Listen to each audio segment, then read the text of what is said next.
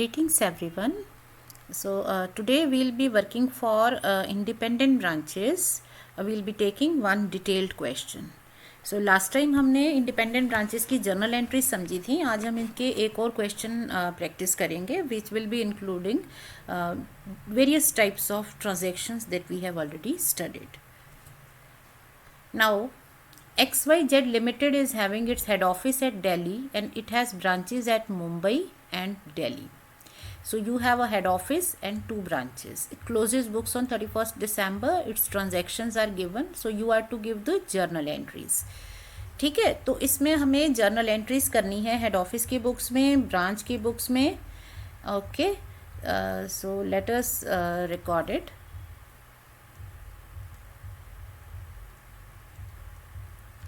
Books of head office. Then we have books of Delhi branch and another is Mumbai branch. So books of Mumbai branch. All right. So I'm not making format. We'll simply be writing journal entries so that हमारी space save हो जाए और एक ही जगह पे हमें सब समझ में आए. Remittances of 1500 made by Delhi branch to head office on 29th December is not yet recorded. इसका मतलब क्या हुआ, ये अभी रिसीव नहीं हुई है. सो it is remittances in transit या कैश इन ट्रांजिट. और कहाँ का है, दिल्ली ब्रांच का है. सो इन ट्रांजिट ट्रांजेक्शन्स या तो हेड ऑफिस रिकॉर्ड करता है या ब्रांच रिकॉर्ड करती है. So we'll record it in the books of head office. So cash in transit, account debit to Delhi branch account 1500. Okay, so one of the two will be recording, क्योंकि ये reconciliation है, transaction नहीं है, that both the parties are to record. Next is goods worth 5000 sent by Delhi branch to Mumbai branch are in transit. Again ये भी in transit है, Delhi head office to Mumbai branch. तो यहाँ हेड ऑफिस रिकॉर्ड करेगा या Mumbai branch. So let us record it again in the books of head office. So stock in transit, account debit to Mumbai branch account 5000. You can give narrations. Expenses paid by head office on 25th December. ठीक है, expenses पे कब किए head office ने, 25th December को. Yet to be charge to Delhi branch and Mumbai branch. अब यहाँ per transaction जो है वो ऑलरेडी हो चुकी है. हेड ऑफिस ने एक्सपेंसेस पे कर दिए थे 25th December को, तो वो it is already there in their books. Head office ने इसकी एंट्री कर ली होगी, expenses to bank 25th December, क्योंकि हमें एंट्री नहीं कहा, हमें क्या कहा है, इसका एक पार्ट है जो मुंबई और दिल्ली ब्रांच को चार्ज करना है. मीन्स अपने एक्सपेंसेस का कुछ पार्ट हेड ऑफिस एलोकेट करना चाहता है towards Delhi branch and Mumbai branch. So ये इनकी आपस की सिंगल ट्रांजेक्शन है. ओके, लेकिन ये आपस में इनका लिंक है. So Delhi branch will be getting expenses जो भी इनको allocate हो रहे हैं. So Delhi branch is getting 1000 rupees of expense. Mumbai branch को भी expenses मिल रहे हैं, expenses account debit 1200. ठीक है, और हेड ऑफिस के expenses कम हो रहे हैं, क्योंकि वी आर नॉट गिवन कि हेड ऑफिस ने अपने P&L वगैरह बना लिए हैं. अभी तो लास्ट डेट है, बट इनके फाइनल अकाउंट्स नहीं बने हैं. अगर इनके फाइनल अकाउंट्स बन जाते तो आप इसे कहाँ लिख देते, आप इसे लिख देते P&L अकाउंट में, जैसे यहाँ. ठीक है, इसे P&L में भी लिख सकते हैं. सो अगर आप पूरा क्वेश्चन रीड कर लें और वहाँ अगर आपको प्रॉफिट एंड लॉस दिखता है तो इसे P&L में आप लिख सकते हैं. ओके, सो इसे हम अगर हम लास्ट में देखो रीड करते हैं, like I started with the journal entries transaction wise, but last में हमें दे रखा है प्रॉफिट और लॉस दे रखा है. इसका मतलब क्या हो गया कि ये P&L अकाउंट ऑलरेडी बना चुके हैं. सो हमें ये एक्सपेंस में नहीं लिखना है, अब हमें कहाँ लिखना होगा इसको, प्रॉफिट एंड लॉस अकाउंट में. ठीक है, अगर P&L अकाउंट ना बनाया होता तो ये इनके एक्सपेंसेस में जाता. सो हेड ऑफिस अपने एक्सपेंसेस कम करेगा तो उसका प्रॉफिट बढ़ जाएगा. बट दिल्ली ब्रांच और मुंबई ब्रांच का क्या सीन होगा, इनके प्रॉफिट्स कम होंगे, इनको एक्सपेंस मिल गया तो प्रॉफिट कम हो गए। अब ये अक्रॉस एंट्री को रिकॉर्ड कैसे करते हैं? सो यहाँ 2200 है, इन्होंने अपने दोनों को एक्सपेंसेस बांट दिए, तो ब्रांचेज इसको हेड ऑफिस के थ्रू रिकॉर्ड करेंगी और हेड ऑफिस इसे कैसे रिकॉर्ड करेगा? दिल्ली ब्रांच 1000 और मुंबई ब्रांच 1200, ठीक है ना। सो टोटल 2200 रिकॉर्ड हो गया। सो एक्सपेंसेस पे होना अलग बात होती है, एलोकेशन अलग होता है, so one has to be careful. अगला है depreciation of 1200 is to be charge on fixed assets of Mumbai branch whose accounts are maintained by head office. So depreciation charge करना है मुंबई ब्रांच के लिए। सो डेप्रिसिएशन की एंट्री क्या होती है? In case you remember, depreciation account debit to fixed assets, ठीक है ना। अब फिक्स्ड एसेट्स के अकाउंट हैं हेड ऑफिस के पास, तो ये जो मुंबई ब्रांच की फिक्स्ड एसेट्स हैं ये तो हेड ऑफिस के पास है, बट ये एक्सपेंडिचर तो ब्रांच का है ना। सो एंट्री में हेड ऑफिस को सिर्फ ये अकाउंट मिलेगा, Mumbai branch fixed assets account, ठीक है। कितना है? 1200, ओके। और मुंबई ब्रांच को डेप्रिसिएशन मिल गया, डेप्रिसिएशन ऑन फिक्स्ड एसेट्स। तो ये एक एंट्री थी जिसे हमने स्प्लिट कर दिया अलग अलग दोनों के अकाउंट्स में। सो ये इसे हेड ऑफिस के थ्रू रिकॉर्ड कर लेगा और यहाँ ये मुंबई ब्रांच के थ्रू रिकॉर्ड कर लेंगे। नाउ सपोज अकाउंट अगर ब्रांच खुद बना रही होती तो इसे स्प्लिट करने की ज़रूरत नहीं थी, दोनों अकाउंट ब्रांच को बिलोंग करते। यहाँ डेप्रिसिएशन ब्रांच का है, एक्सपेंडिचर है, बट ये हेड ऑफिस का है, ओके। अब अगला क्या है? Goods of 22,000 have been sent by Mumbai branch to Delhi branch under head office instructions. So ये अभी हेड ऑफिस ने रिकॉर्ड नहीं किया है, ओके। इसकी एंट्री क्या हो जाएगी? गुड्स सेंड किए मुंबई ब्रांच ने दिल्ली ब्रांच को, so Delhi branch is the receiver and Mumbai branch is the giver. तो हेड ऑफिस जो है वो रिकॉर्ड स्टॉक को नहीं करेगा, बिकॉज उनके लिए क्या है कि ना स्टॉक आया ना गया। So debit the receiver, credit the giver. So 22,000 इन्होंने रिकॉर्ड कर लिया। अब यहाँ पर रिकॉर्ड हो जाएगा स्टॉक। सो दिल्ली ब्रांच के रिसीवर है, so goods received from head office account debit to head office,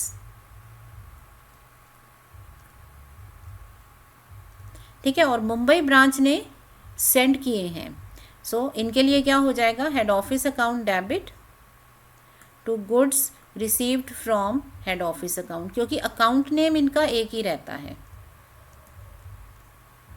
ठीक है। अब नेक्स्ट क्या है इसमें? Delhi branch collected 2100 rupees from head office customers. So Delhi branch को हेड ऑफिस के कस्टमर से पैसा मिला। अब एंट्री जो है वो होगी bank account debit to debtor account. अब ये पैसा मिल रहा है ब्रांच को, दिल्ली ब्रांच को, और ये कस्टमर किसके हैं? हेड ऑफिस के। सो इस एंट्री में हेड ऑफिस के अकाउंट में इनके डेटर्स का अकाउंट कम हो जाएगा 2100 से, बट जो पैसा है वो दिल्ली ब्रांच को मिल गया बैंक अकाउंट। तो बैंक वाला हिस्सा दिल्ली ब्रांच में रिकॉर्ड हो गया और कस्टमर वाला पार्ट हेड ऑफिस में। सो अब इसे एंटर कर देंगे Delhi branch account debit, head office entry कर देगा टू इट्स डेटर अकाउंट और ब्रांच करेगी bank account debit to head office account 2100, ठीक है। Now Mumbai branch paid 25,000 for machinery purchased by head office to be used by itself. Head office ने machinery खरीदी, head office को use करनी है, तो हेड ऑफिस की एसेट है, बट पेमेंट कर रही है ब्रांच। अब अगर हम कोई एसेट खरीदें तो हमारी एंट्री होती है machinery account debit, asset machinery है, टू कैश अकाउंट या बैंक अकाउंट। अगेन ये एक पर्सन की ट्रांजैक्शन नहीं है। मशीन आ गई हेड ऑफिस के पास, ओके, और कैश चली गई मुंबई ब्रांच की, तो मुंबई ब्रांच यहाँ पर कैश जाने की एंट्री कर देगी। पैसा निकल गया इनका 25,000। सो अब इसे कंप्लीट कैसे करते हैं? Other party. सो ब्रांच इसे हेड ऑफिस से रिकॉर्ड कर लेता है और हेड ऑफिस इसे रिकॉर्ड कर लेता है ब्रांच के नाम से। So Mumbai branch account. Next है head office expenses to be allocated. Head office के कुछ एक्सपेंसेस हैं वो हमें एलोकेट करने हैं। और जब एक्सपेंसेस एलोकेट करते हैं तो हेड ऑफिस का एक्सपेंस कम होता है, बट क्योंकि यहाँ पर P&L बन चुका है, ईयर एंड है, तो हेड ऑफिस अपना प्रॉफिट बढ़ा लेगा। जब आप अपने खर्चे कम करते हो आपके प्रॉफिट्स बढ़ते हैं। और मुंबई और दिल्ली ब्रांच को क्या करना पड़ेगा, इनका प्रॉफिट कम हो जाएगा, ठीक है ना। इनको अगर एक्सपेंस मिल गया या तो हम इसे एक्सपेंस अकाउंट में लिखते हैं, अगर नॉर्मल सिर्फ ट्रांजैक्शंस हैं तो एक्सपेंस अकाउंट में जाएगा, बट क्योंकि ये P&L बना चुके हैं, प्रॉफिट लॉस दिखा रहे हैं, तो इनको इसे P&L में ही लिखना पड़ेगा। कितना कितना एलोकेशन हो रहा है, 2700 एलोकेशन हो रहा है दिल्ली ब्रांच को, और मुंबई ब्रांच को मिला 3200। 6900 का टोटल फ़र्क पड़ गया। हेड ऑफिस क्या कहेगा कि मेरा प्रॉफिट बढ़ गया क्योंकि मैंने कुछ एक्सपेंस दे दिया दिल्ली ब्रांच को और कुछ एक्सपेंस मैंने दे दिया मुंबई ब्रांच को। इनको एक्सपेंसेस आपने दे दिए और इनका प्रॉफिट बढ़ गया। Again I am saying, in case they haven't made trading and P&L account, जैसे इस क्वेश्चन में ये लास्ट में हमें दे रखा है इनका प्रॉफिट और लॉस। अगर ये इन्होंने अकाउंट ना बनाया होता, सिंपल ट्रांजैक्शंस हो रही होती, तो ये एक्सपेंसेस में एडजस्ट करते, ठीक है। बट क्योंकि P&L ऑलरेडी बन चुका है, so we'll have to adjust it in P&L account. Okay, अब आ गया, अब यहाँ पर इसकी एंट्री कर दी इन्होंने, और मुंबई और दिल्ली ब्रांच इसको हेड ऑफिस के थ्रू रिकॉर्ड कर लेंगे, ठीक है ना। नेक्स्ट क्या है, provide depreciation on furniture of Delhi branch. Delhi branch का फर्नीचर है, उस पर डेप्रिसिएशन चार्ज करो। Now we are not given who is maintaining the accounts, हमें एक एजम्पशन लेनी पड़ेगी। आप इसे हेड ऑफिस भी ले सकते हो, ब्रांच भी ले सकते हो, बट क्योंकि इस क्वेश्चन में एक प्रेसिडेंस दिया हुआ है, प्रेसिडेंट क्या है कि जो एक और एसेट हमें दे रखी थी, डेप्रिसिएशन था मुंबई ब्रांच की एसेट्स का। अब अगर मुंबई ब्रांच की एसेट्स हेड ऑफिस मेंटेन कर रहा है तो दिल्ली ब्रांच की भी तो वही रखेंगे, पॉलिसी तो सेम होती है ना। Depreciation to fixed assets furniture जो हमारी एंट्री है 2300 रुपीज़ से, ठीक है, ये 9th पार्ट की एंट्री है। अब इसमें डेप्रिसिएशन ब्रांच को मिलेगा, दिल्ली ब्रांच की है ये एसेट, ये लिखेंगे depreciation on furniture account. Depreciation इनको मिल गया, बट ये जो एसेट में कमी हो रही है, this will be recorded by head office branch furniture account. कौन सी ब्रांच है, दिल्ली ब्रांच है, तो ये पूरा आप लिख दोगे। अब हमने एंट्री को हाफ ऑफ कर दिया क्योंकि दोनों को एक एक पार्ट ही रिलेटेड था उनकी बुक्स से, तो इसको अब आप कंप्लीट कर लो। Delhi branch account debit to furniture account, और यहाँ पर हो जाएगा depreciation to head office account. Okay, अब फाइनल हमारा क्या है, लास्ट में हमारे पास है प्रॉफिट और लॉस हमें दे रखा है। अब आपको क्या करना है, प्रॉफिट और लॉस की एंट्री करनी है, ठीक है। Now, when you are to record profit or loss, your Mumbai branch was showing a loss of 2900. Now, what do you think? Is this the correct answer? Now, जब हम ये entries कर चुके हैं, जब आप एडजस्टमेंट एंट्रीज पास कर चुके हो, तो क्या हमारा प्रॉफिट यही रहेगा? तो अब मुंबई ब्रांच का और दिल्ली ब्रांच का प्रॉफिट और लॉस हमें एडजस्ट करना होगा। जैसे अगर मैं दिल्ली ब्रांच की बात करूँ, दिल्ली ब्रांच में आपके पास है प्रॉफिट, ये हो गया प्रॉफिट प्लस क्रेडिट साइड होते हैं। So if they have any expenses, वो सारे हमें माइनस करने पड़ेंगे, ठीक है। तो दिल्ली ब्रांच को 1000 रुपीज़ के एक्सपेंसेस मिले थे, रफली लिख रहे हैं, ठीक है। उसके बाद इनको 2700 के और एक्सपेंसेस मिले, फिर इनका डेप्रिसिएशन भी है, डेप्रिसिएशन भी तो इसमें जाना चाहिए। 6000 चला गया, तो इनका जो नेट प्रॉफिट बचा वो कितना है, 10,500। अच्छा, डेप्रिसिएशन को P&L में क्लोज ज़रूर कर दे, ठीक है। डेप्रिसिएशन है 2300। अब इनका जो प्रॉफिट है वो ये हेड ऑफिस को ट्रांसफ़र कर देंगे। जब हम अपना प्रॉफिट अपने ऑनर को देते हैं तो उसके कैपिटल अकाउंट में क्रेडिट होता है, और यहाँ पर कैपिटल अकाउंट किसका है, हेड ऑफिस का। जो प्रॉफिट बच गया वो हम इनको हेड ऑफिस को ट्रांसफ़र कर देंगे। ऑल राइट, सिमिलरली अब आप आ जाइए मुंबई ब्रांच पर। तो मुंबई ब्रांच की क्या पोजीशन है, मुंबई ब्रांच के पास है लॉस, लॉस आ गया। अब इस मुंबई ब्रांच ने क्या किया है, इनको भी 1200 और फिर उसके बाद 3200 के एक्सपेंसेस और मिल गए।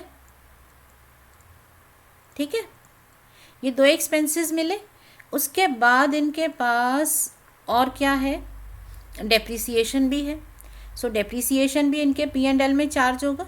सो पी एंड एल में डेप्रिसिएशन भी डाल दो, क्योंकि जब हम प्रॉफिट ट्रांसफ़र कर रहे हैं तो हमें आंखें बंद करके सिर्फ ट्रांजैक्शन नहीं लेनी है, ये सेपरेट नहीं थी, ये एक ही क्वेश्चन का पार्ट था, सभी की ट्रांजैक्शंस हैं। तो जब हमें एडजस्टमेंट्स दी होती हैं, इन case you remember final accounts, तो जब हमें एडजस्टमेंट्स दी होती हैं तो हम एडजस्टमेंट करके ही प्रॉफिट और लॉस निकालते हैं ना।